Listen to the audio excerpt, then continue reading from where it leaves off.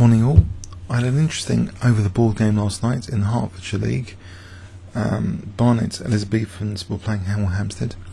We had lost them recently in the Cup, and actually I've got a game against another person on their team, Martin Simmons, to show where it was an interesting struggle. But this one against Philip, okay, last night. Let's go over this first. So I was white, I played knight f3, and he played c5, and I thought I'd give Iranian's b3 a punt, as in the recent London Classic. It's a bit of a surprise weapon move. So it's like playing b3 with a slight enhancement here that black hasn't got e5. So that's the way I was thinking about it anyway. Some nice pressure on the diagonal. So Philip played d5, and we see bishop b2, and now f6. Which, okay, it threatens to sort of like a Petrosian Fischer game, sort of cement this bishop behind black's pawn chain to nullify the bishop.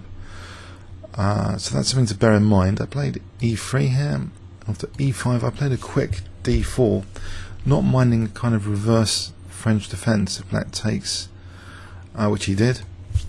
And after e4, okay, maybe it's not that inspiring white's position, but I think it's playable. So bishop e6 and now c4, and here Philip plays f5, and if I give black one more move, well, either knight comes, no, he doesn't want to block in that bishop. If the knight comes to f6, then any cd, knight d5 will be very pleasant for black, and his pawn will be isolated. So I thought this is an opportunity here to take on d5.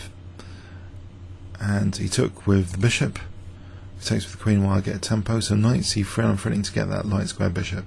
But he doesn't mind losing it here. He plays knight f6. I do take it, and yeah, I think we should do a second pass after for the more technical nitty-gritty going on here. In this position I thought it was important to castle quickly. I think I was a bit concerned about e3 actually. It looks as though e3 might be potentially dangerous, but I think possibly bishop c4 is playable nevertheless in this position, in this particular position. But that's something to check out in the second pass. For the moment I got on with things with bishop b5 check, and I was expecting actually knight c6, but I think he played a much better move here, because knight c6 might be a target on that c file later. He plays a much better move, knight d7. I castle. Okay, and now he does take time to play a6. And after bishop c4, I thought he might be aiming for this, but actually he aimed for just knight 7 to f6 here. And actually I wasn't that pleased with the way things had turned out, but I was considering a hyper-aggressive exchange sack here with f3, which needs to be checked out in the second pass really, in detail. After knight e3, things get interesting. Queen e2, because can I get a pawn for the exchange sack with black not being able to castle kingside? This is something which I couldn't clearly see the outcome. And a few moves later I was regretting it actually, because I thought, well, if queen e7 and castles queenside, I thought it would be okay. But then later, after taking on d5, if we go back to the position, I took on d5 and started thinking about that position again in my mind's eye, thinking, hold on a sec, in that sort of scenario with this, I've got a battery on a6. So that's something to really investigate later if I needed to do this bishop d5. I had a specific reason for bishop d5 here, to gain an important tempo really. Well, there's two reasons. If knight takes d5, then I thought knight e4 is dangerous, then check, and then check here, you know, it's really dangerous for black. So, and if king e7 actually does bishop a3 as well, so that's getting pretty nasty, because this d5 is a problem from the queen. So but no, he takes with the queen, and I play knight c4 with the other idea to play knight b6 or knight e3, still reserving f3 here. He plays rook d8 parrying knight b6. I play f3, and I had some regret, as I say, about should I have really given up that light square bishop. What have I actually got here? I wasn't too convinced I really got anything much. But he plays bishop c5, and I think this is a blunder now, because I play knight e3 here, which is stronger than, I think, f takes e4, because I want to target f5. So knight e3, keeping that f5 pawn here, he protects f5 here, but now f takes e4, and I've got a serious tactical threat now. If he simply takes with f takes e4, I've got, well, I wonder if you can spot it. I'll give you 10 seconds. What serious tactical threat does white have here?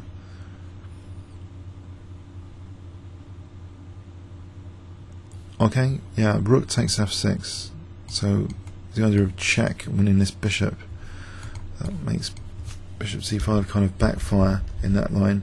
So he's actually basically going to be a pawn down now, because after queen takes e4, I've just nabbed the pawn and I'm protecting d4. So after castles, apparently there's a really strong move, which I've already kind of briefly checked with Legend in this game. There's a really strong move here which I missed, queen d2, just the idea of getting to g5, but no, I played what I thought was a good move, queen f3. Okay, getting queens off, pawn up, bishop's going now to a7, but he's got a nice potential blockade on this isolated queen's pawn all the time. So is this really a significant pawn up? It depends if black can set up a strong fortress or not, which was, funny enough, theme of that struggle we saw just yesterday, the Anand, Carlsen versus Anand, where Carlsen was having trouble breaching a kind of fortress scenario, a pawn up. So here I thought this was a similar, well, an analogous kind of situation. Black's got a nice blockade here set up. I played king h1 with the idea that maybe d5 is tactically interesting.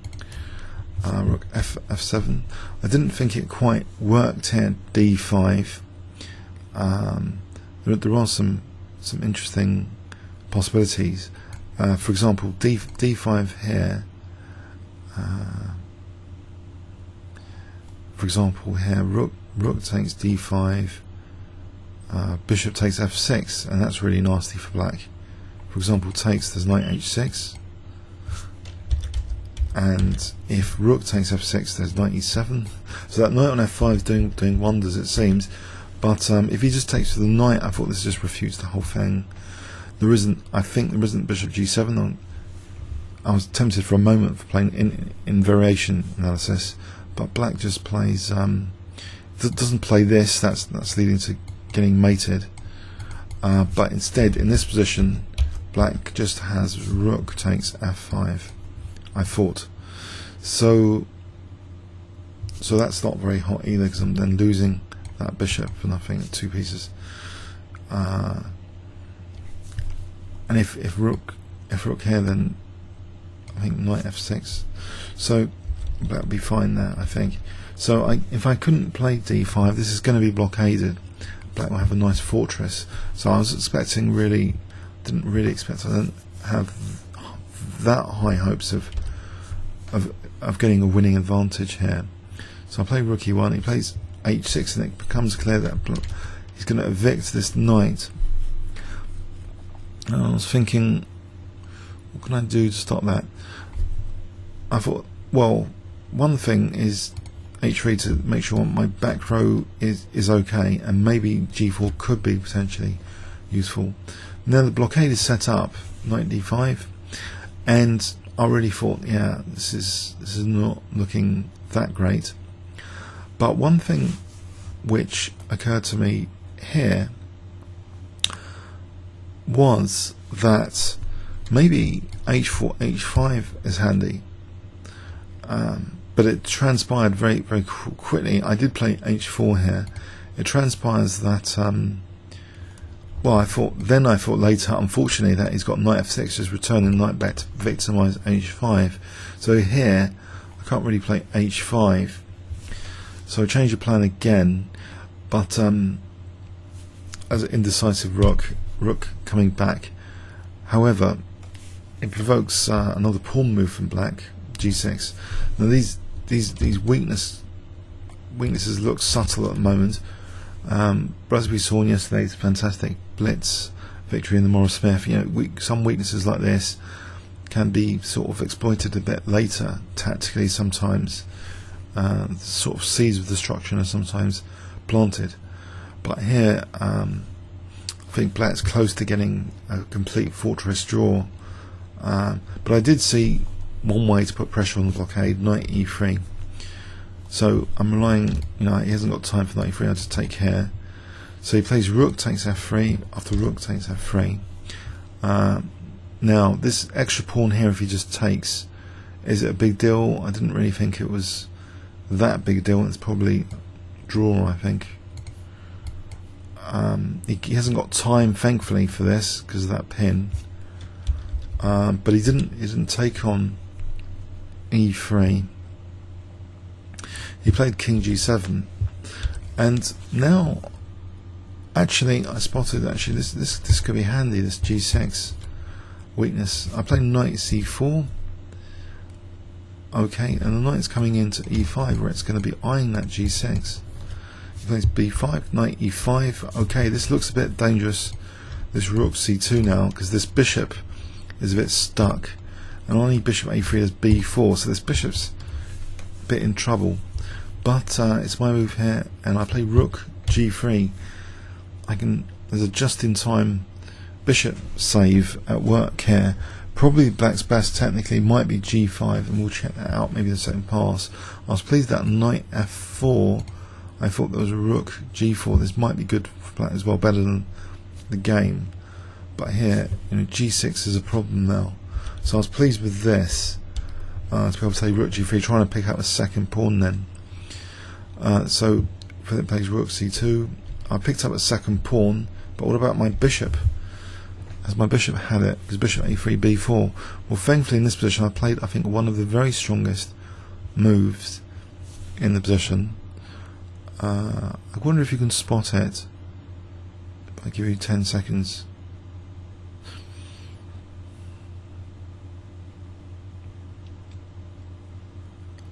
Okay, I play rook d6, and this is nice because not only threatening that, but later rook d7. Perhaps black could have improved here at some point with bishop b8 at some point, yeah, this might have been it, where bishop b8 to minimize any disadvantage. But knight b6 was played just on move 35. That's move 35 is the time control in this league for the longer games which have adjournment or adjudication. So this knight b6 is it can be answered strongly. I wonder if you can spot this next move, which is the final move of the game actually. Can you spot white's next move? If I give you 10 seconds starting from now.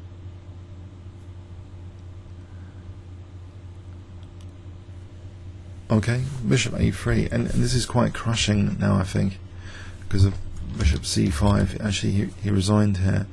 If we let's go in a sort of analytical mode now with engines, it's looking pretty bad. If for example rook a2, bishop c5, nasty pin, check, and I pick up piece. Either I can take on a7 or I can play rook d8. In fact, take on c8. So this is a cruel lifting of the d5 blockade. Indeed, it's pretty bad for black here. In fact, after a5, isn't bishop c5 also strong here? Engine's giving rook c6, but isn't bishop c5 also strong? Possibly. Yeah, I think that's pretty strong as well. There's a tactic here actually. This is interesting because that bishop's loose there. Whoa! threatening mate as well. Ooh. So actually, in this position, rook c6 might be, as the engine mentions, much stronger. So here, what's going on? If takes, then that bishop's stuck. So it has to be protected. Bishop c5.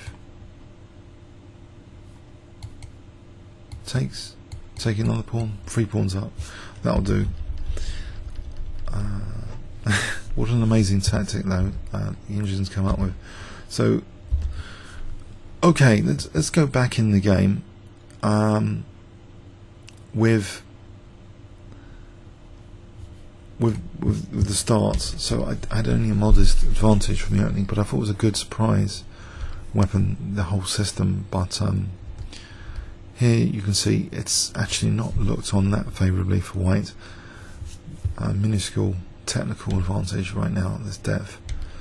So f5 was played, which, sorry, bishop e6, f5 here, cd is an option here. Okay, just not waiting for knight f6. I think that's actually liked by the engine, the idea of c takes d. It doesn't matter about, there's more important things about than the isolated queen's pawn to consider here. There's knight coming to d5, so knight, so taking on d5 immediately. Now knight c3. Taking on d5 here, nabbing that light square bishop while I can. Now apparently bishop c4 in this position, not being concerned at all by, I thought the apparent threat e3. It's not a threat at all. Queen e2 just pinning, yep. And here if queen e7, just taking it doesn't matter, yes. King takes here, doesn't matter, pawn up, fantastic. So this is no big deal. Queen e2, and bishop b4, just taking f1.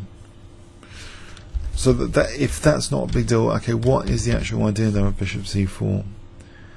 Let's imagine bishop e7. Does that fail tactically? Yes. Knight takes e4, because then we've got the queen h5 check. Queen takes d5. So this is pretty dangerous actually, with knight e4 imminent here. So yes, I played an inferior move in this position. We can only inspire for more accurate play, aim for more accurate play, but bishop b5 is not that accurate. So knight d7, good move, better than knight c6.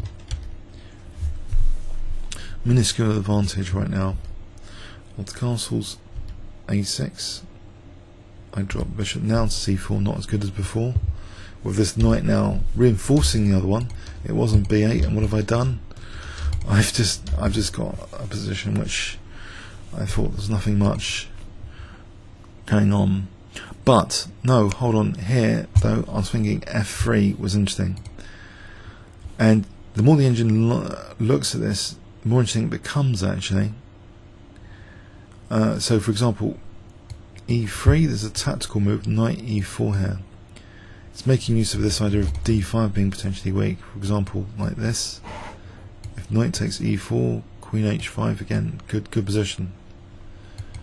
Queen e5 check here, taking the rook. So that's a really interesting move here, which might give white something, but in this position, okay, let's go with knight c7, queen f3. It's not such a big deal technically. I can castle, pressure on d4. I don't know, not really a big deal if black plays these moves. So there is that to consider. That in this position, f3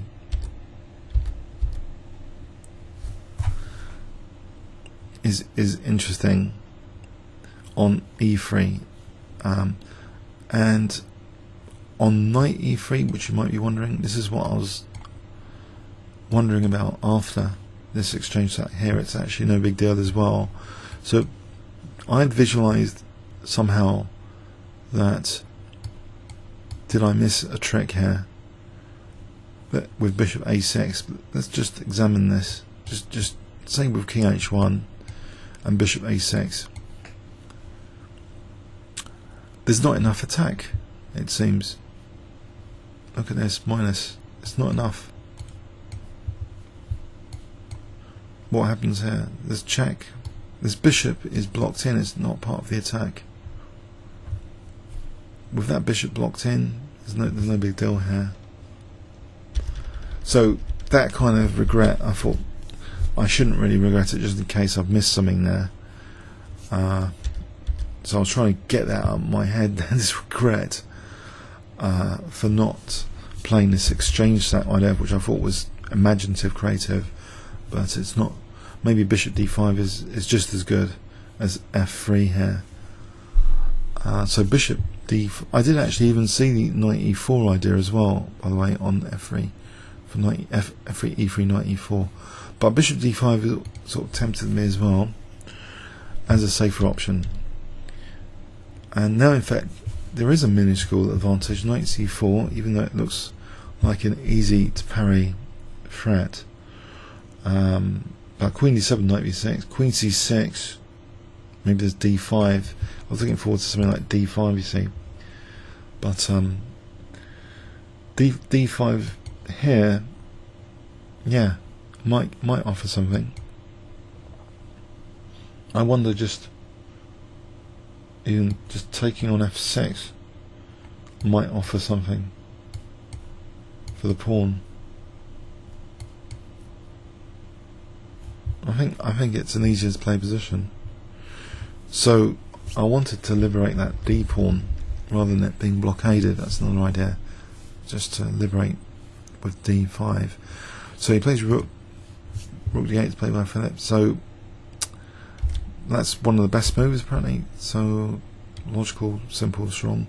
f3, but there's a bit of a blunder now, it seems. Black could continue, just say with g6. It should be equal. This is a blunder, it seems. Bishop c5. It just blunders a pawn to knight e3. So I think I've played the most accurate move here, not taking on e4, but just targeting f5. So knight e3, queen e6. So I'm just winning a pawn here. F takes e4. Now, if f takes e4 as mentioned, there's rook f6 here. There's big advantage for white with his queen h5 check. So he plays queen e4. I've nabbed a pawn, and apparently this should have been a stronger position than how I played it with queen f3. And instead, queen d2. It sets a lot of problems. With queen g5 threatening mate, it sets a lot of problems. Let's examine, for example, king h8, queen g5. How is black defending here? So say rook g8.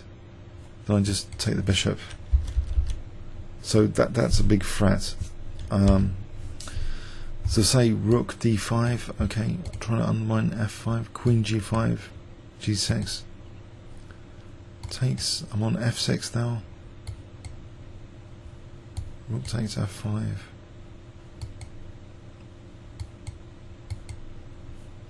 This is very nice for white. Okay, so I missed this idea, queen d2. Clearly another slightly inaccurate move being played instead. Queen f3 instead, which still leaves me with an advantage, though. But it's this blockading scenario, fortress. Now, you look at black's advantage shrinking to nearly just half a pawn now. Okay, so king h7 is one of the moves on this certain depth. It's kind of light, this idea of kicking in the knight with g6 coming up. Well, here knight d5 is also another strong move, getting that blockade. I just thought, yeah, the chances of fluff this game up. If I did have any advantage, it's gone now. This extra pawn might not be worth anything at all. So king h7 here, just to check h5. I think just knight f6. The knight can afford to just jump back and pick on f6. That's nothing. So I just play rook Ef1. Now slightly risky move G6. I think it's increasing white's advantage again. Knight E3 strongest move, and I'm lucky if I get half a pawn's technical advantage here. He could have just taken and taken on E3 then. So he takes, then takes on E3. That's lesser evil moves, just to minimise the disadvantage. But nope, we see King G7. Now Knight C4, and I've got some threats emerging now. B5, Knight E5. It's approaching time control, move 35, so Rook G3. So here Knight F4, let's have a look at Knight F4, there's Rook G4. This is a lesser evil strategy though, moves, because here now my bishop's a real problem in this position. And in fact Rook G4, King F5 equal. Whoa. So this, yeah, I think I'll let off the hook if Rook G8, Rook C2 here. Okay, maybe I've got something, but it doesn't seem much. Black's got activity. And this more accurate move check here. Bishop takes D4, that's nice for Knight E2. So it shouldn't be much at all. So yeah, I think approaching move 35, picked up another pawn then. Knight F4 wasn't played, Rook C2. And now finally I've got a significant advantage of taking, and now Rook D6 is a good move here. Bishop B8 is the best move. This makes things a lot worse, Knight B6. Now Bishop A3 is very strong here, with Bishop C5. Okay, okay, I thought interesting game, but shows you that perhaps the usual story, high precision moves will keep an advantage going. Lower precision moves will blow advantages and make it very difficult to win, even if you're a pawn up. So precision moves in this game, like Queen D2 for that Queen G5 idea, instead of Queen F3, also Bishop C4 instead of Bishop B5 in the opening. But anyway, it was just a typical over-the-board club game. Hope you got something out of it. Comments or questions on YouTube. Thanks very much.